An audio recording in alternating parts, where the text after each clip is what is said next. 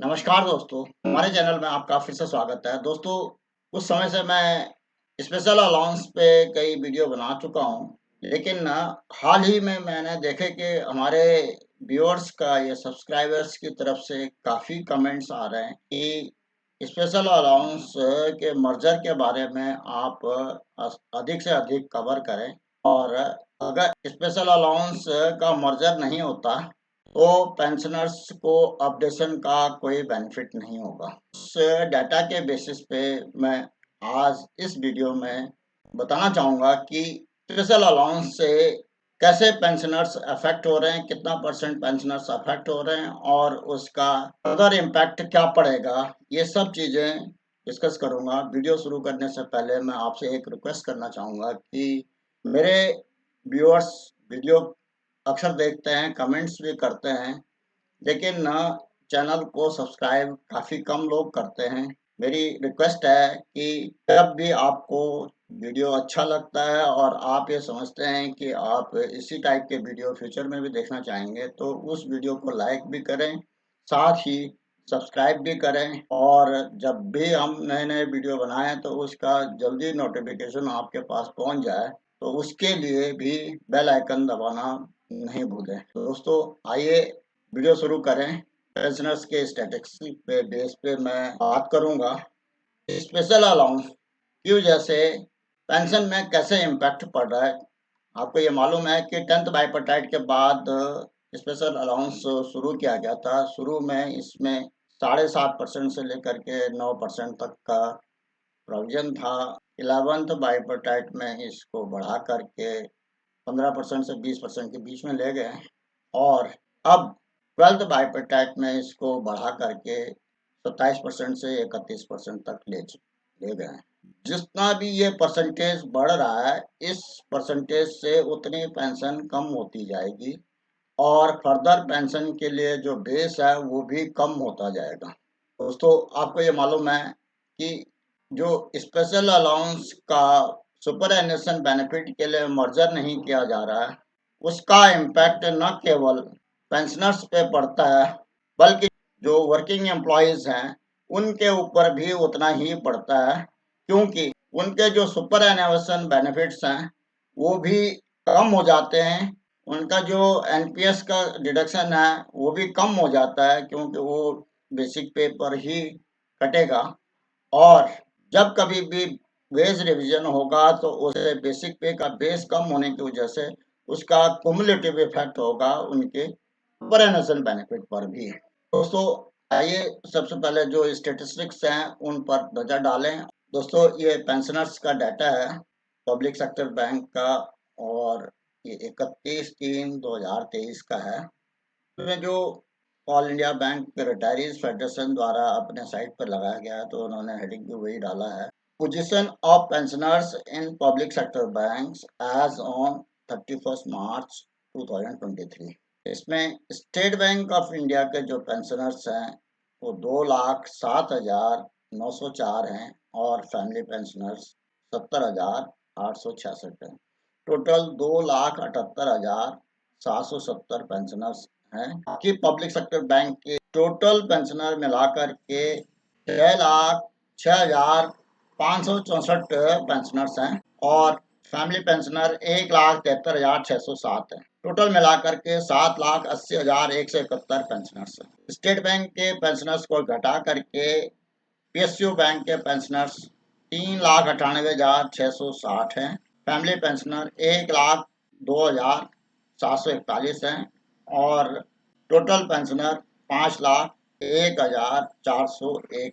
दोस्तों, यहाँ तक एज वाइज क्लासिफिकेशन है पेंशनर्स की, वो इस प्रकार है 31/3/2023 को। स्टेट बैंक के जो 60 से नीचे हैं जिन्होंने बीआरएस वगैरह लिया होगा, तो उनके 4,274 की है टोटल स्ट्रेंथ और 61 से लेकर के 70 के बीच में 1,27,830 है और 71 से 80 के बीच में 65,845 है।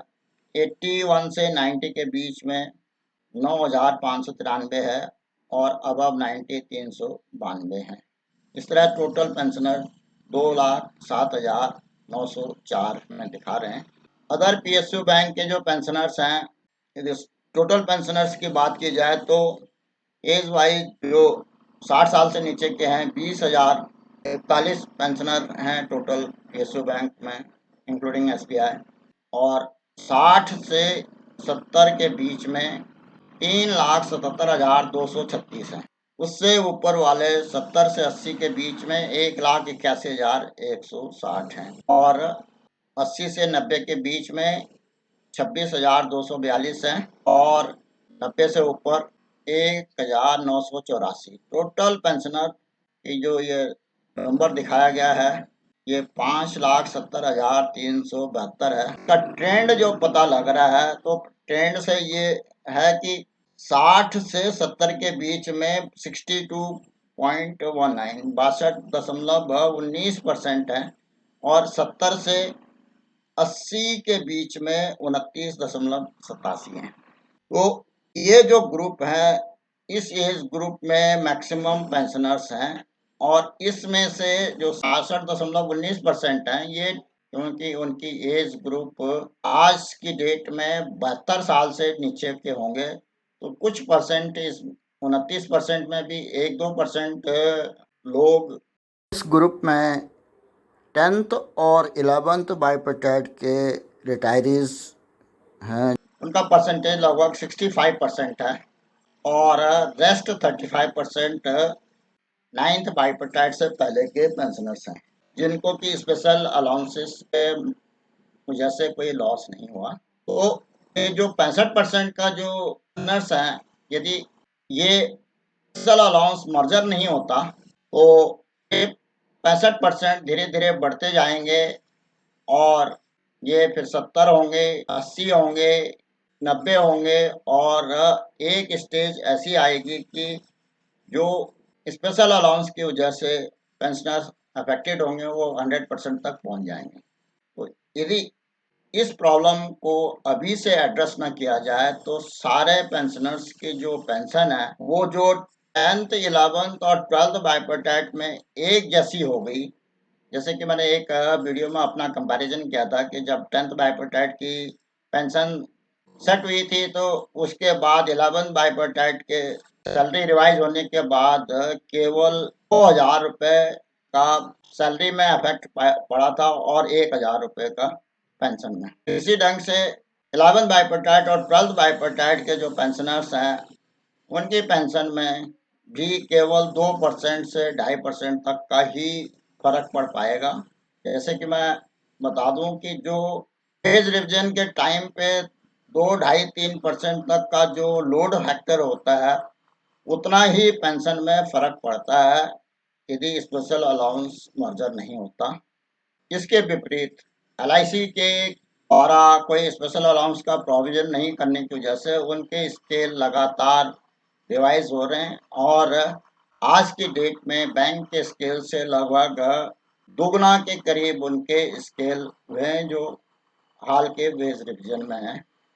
और इस तरह से उनकी पेंशन भी दुगनी हो जाएगी। बैंक ऑफिसर्स या बैंक एम्प्लॉयज जितने भी हैं उनकी जो पेंशन होगी वो 10th, 11th और 12th बाइफरकेट में एलआईसी के मुकाबले आधी रह जाएगी। और वो धीरे धीरे फिर 1/3 रह जाएगी। और एक समय ऐसा भी आएगा कि केवल 20% ही रह जाएगी। दोस्तों, जो अगली टेबल है ये एज वाइज क्लासिफिकेशन है फैमिली पेंशनर्स की पब्लिक सेक्टर बैंक में 31/3/2023 को। जो पिछली वाली टेबल थी उसमें सिर्फ पेंशनर्स इंक्लूड किए गए थे, इसमें फैमिली पेंशनर्स हैं। फैमिली पेंशनर्स के केस में जो बिलो 60 ईयर्स हैं वो लगभग 16% हैं। और 60 से 70 के बीच में 34% हैं। तो 16 और 34 50% के करीब हो गए। और 33% 70 से 80 के बीच में है। इस 33% में भी 2-4% और होंगे तो लगभग 55% के करीब फैमिली पेंशनर्स भी जो है वो 10th और 11th बाइफरकेट के होंगे, इनको कि स्पेशल अलाउंस की वजह से कम फैमिली पेंशन भी मिल रही है। इन केसेस में भी फैमिली पेंशन 10 से 20% तक बढ़ सकती है अगर मर्जर हो जाता है और स्पेशल अलाउंस मर्जर हो जाता और जो उनके स्पाउसेस से उनकी पे रिफिक्स हो जाती है स्पेशल अलाउंस मर्जर करने के, तो एक ये बहुत बड़ा परसेंटेज जो पेंशनर्स का, फैमिली पेंशनर्स का है, उनको भी बेनिफिट पास ऑन हो जाएगा। ये ईयर वाइज उन्होंने पेंशनर्स का डाटा दिया है, 2018 से लेकर के 23 तक का पेंशनर्स कितने थे। जहाँ तक ये ट्रेंड बताता है, 2018 में टोटल पेंशनर 5,40,000 थे। 2019 में ये 6,04,569 हो गए और 2022 में ये बढ़ कर के 6,15,777 हो गए। 23 की फिगर में 6,06,564 हैं और इस तरह से ये जो 2023 में 10,000 पेंशनर्स कम हो गए हैं। इसी तरह से इन्होंने फैमिली पेंशनर्स का डाटा भी दिखाया है, जिसमें कि फैमिली पेंशनर्स 18 में 1,22,196 थे, 21 में 1,43,358 हो गए और 22 में 1,58,738 हो गए और 23 में 1,73,607 हो गए। इस तरह से जो फैमिली पेंशनर्स का नंबर है वो 6,720 2021 में बढ़ा और 8,139 2022 में बढ़ा और 2023 में ये संख्या 19,974 हो गई। इस तरह से ये जो बढ़ने का मुख्य कारण है कि इसमें बीच में कोरोना काल में हमने काफ़ी पेंशनर साथियों को खोया, उनकी वजह से भी ये फैमिली पेंशनर्स का नंबर बढ़ गया। ये ओरिजिनल जो पेंशनर्स हैं उनके डेथ होने के बाद स्पाउसेस को पेंशन मिलने शुरू हुई। अब इन्होंने यहाँ पर जो है एक नट सेल में परसेंटेज दिखाया है कि स्टेट बैंक और नेशनलाइज बैंक का पेंशनर्स का क्या रेशो है। तो स्टेट बैंक के जो पेंशनर्स हैं वो 2,07,904 थे और अदर बैंक के 3,98,660 थे और इस तरह टोटल पेंशनर 6,06,564 है। तो नेशनलाइज बैंक के पेंशनर 65.72% हैं, लगभग 66% और स्टेट बैंक का 34% है। ये फैमिली पेंशनर्स की पोजीशन है कि 89% नेशनलाइज बैंक के फैमिली पेंशनर्स हैं और 41% के करीब स्टेट बैंक के पेंशनर। टोटल पेंशनर और फैमिली पेंशनर्स का डाटा ये दिखाया गया है, तो जो कि लगभग 64% के करीब अदर बैंक्स का है और 36% के करीब पेंशनर्स के डाटा के साथ दोस्तों पेंशन फंड का डाटा भी यहाँ पर दिखाया गया, वो भी जानना जरूरी है। और ये पेंशन फंड का डाटा इन्होंने 2018, 21 और 22-23 में कंपेयर किया है, तो ये इस प्रकार है। सारे नेशनलाइज बैंक का मिलाकर के जो पेंशन फंड का data, total data PSU bank का इंक्लूडिंग एसबीआई 2,23,586 था 18 में, 21 में 3,22,401 हो गया और 22 में 3,57,965 हो गया और 23 में 3,78,091। इस तरह से ये जो नेशनलाइज बैंक की फिगर है वो 1,56,761 करोड़ है, जो कि 21 में 3,98,821 करोड़ हो गई और 22 में ये 2,11,766 करोड़ हो गई और 23 में भी 2,21,125 करोड़ के करीब हो गई।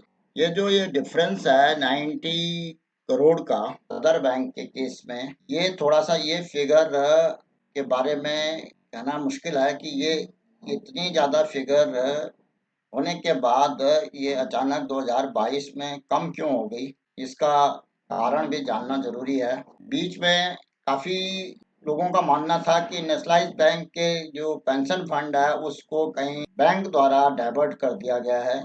इसमें जरा जानकारी होनी जरूरी है कि क्या इसके रीजंस पता करने पड़ेंगे कि इस 3,09,821 करोड़ का फंड जो 21 में था वो 22 में लगभग 1 लाख करोड़ कम कैसे हो गया, क्योंकि इतना बड़ा डिफरेंस आना एक बैंक के पेंशन फंड ट्रस्टीज के ऊपर डाउट क्रिएट करता है कि कहीं ये फंड डाइवर्ट तो नहीं किया गया। दूसरी तरफ एसबीआई के केस में ये फंड आप देख रहे होंगे कि ये बढ़ता जा रहा है और एसबीआई का पहले 66,825 था, ये 12,880 हो गया। एसबीआई के शेयर में भी काफ़ी ज़्यादा कमी आई है और ये शेयर कम क्यों हुआ, ये थोड़ा-सा समझने वाला है कि एसबीआई के पेंशन फंड से भी क्या कहीं डायवर्जन किया गया है। दूसरी तरफ एसबीआई का फंड अगले 22 में फिर 1,46,000 हो गया।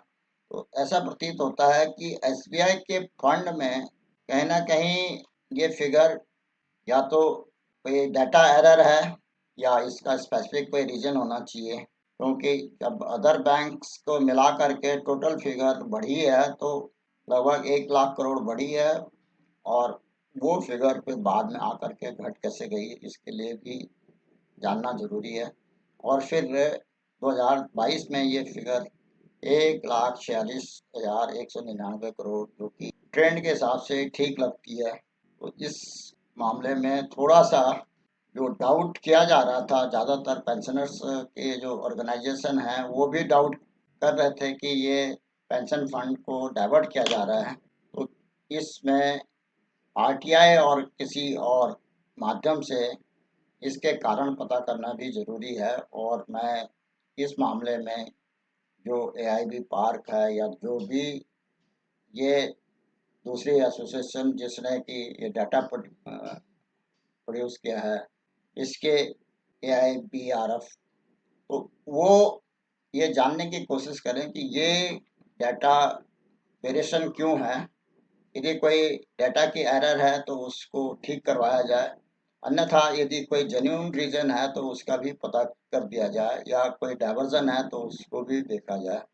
यदि डायवर्जन है तो इसको सीरियसली लेना चाहिए और ये जो स्पेशल अलाउंस को मर्जर ना करना इस तरफ इंडिकेट करता है कि इसमें जो पेंशन फंड ट्रस्टीज हैं उनको डायरेक्शंस दी गई हैं कि वो किसी ढंग से इस फंड को डाइवर्ट कर दो और स्पेशल अलाउंस ना मर्जर करने की वजह से बैंकों को ज़्यादा कंट्रीब्यूट नहीं करना पड़ेगा। दोस्तों, अगली ये टेबल है, इसमें pension paid to pensioners and family pensioners during the period ended March, public sector banks annual pension bill.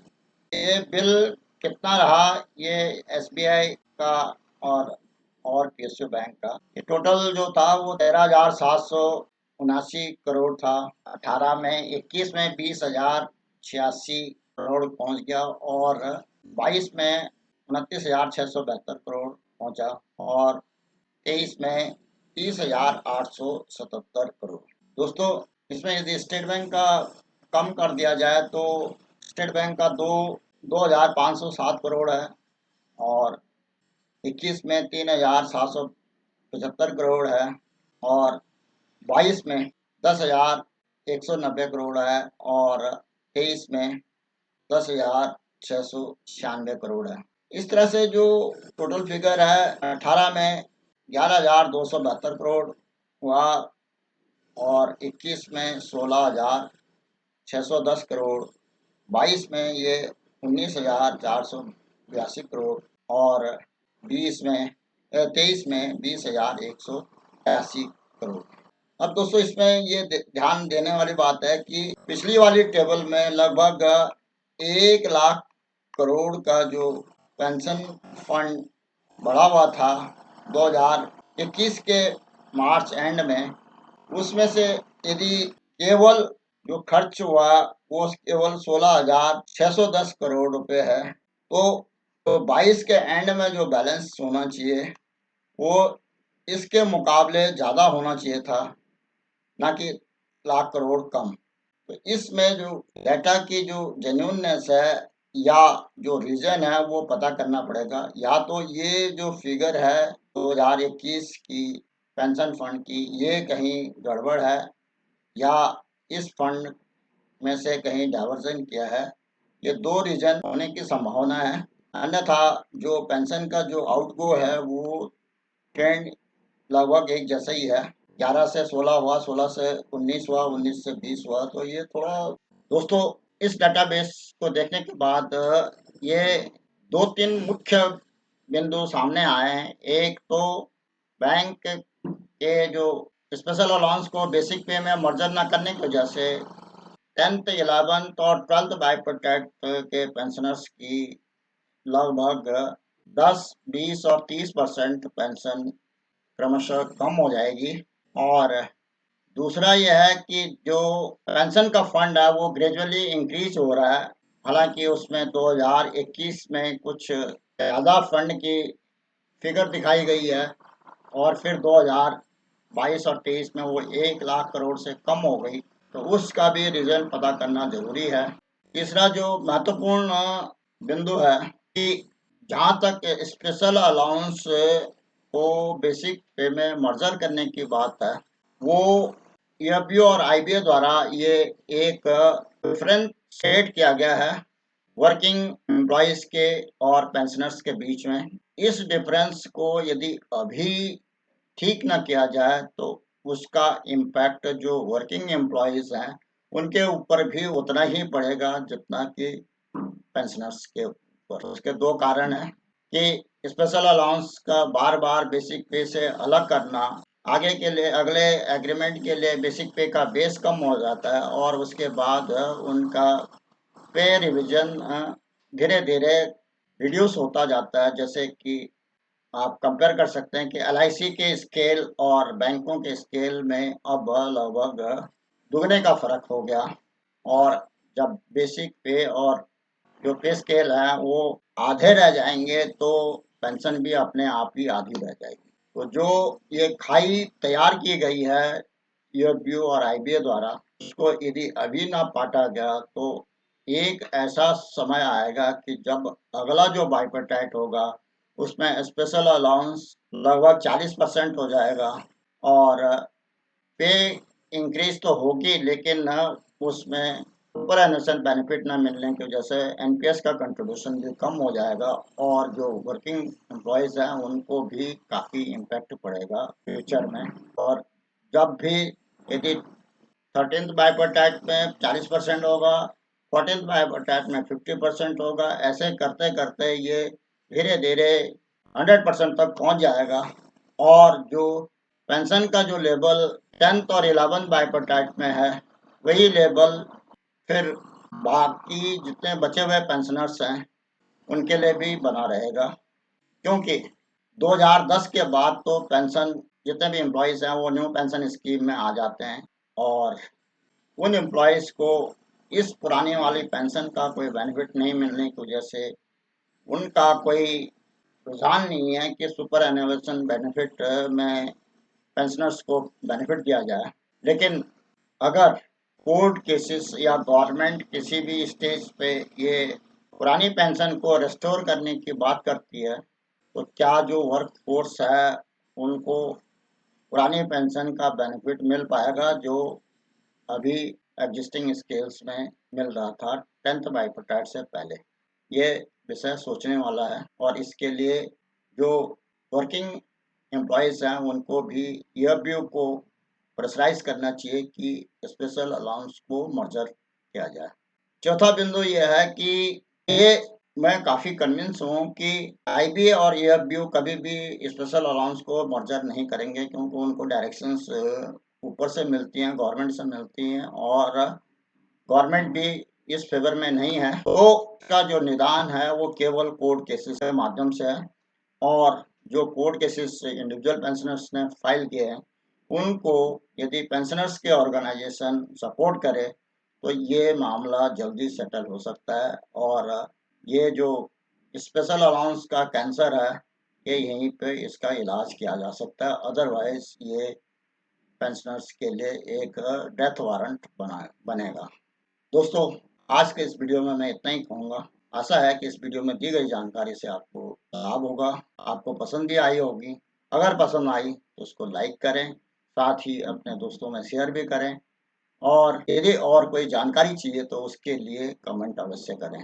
Financial literacy से संबंधित, बैंक पेंशन से संबंधित, बैंक स्किल्स के बारे में या बाइपर्टाइट के बारे में या बैंक स्कीम के बारे में गवर्नमेंट की स्कीम के बारे में जानने के लिए इस चैनल को सब्सक्राइब करें, अगर आपने अभी तक सब्सक्राइब नहीं। नए-नए वीडियो के जल्द नोटिफ़िकेशन के लिए बेल आइकन दबाना ना भूलें। वीडियो को अंत तक देखने के लिए धन्यवाद। जय हिंद, वंदे मातरम।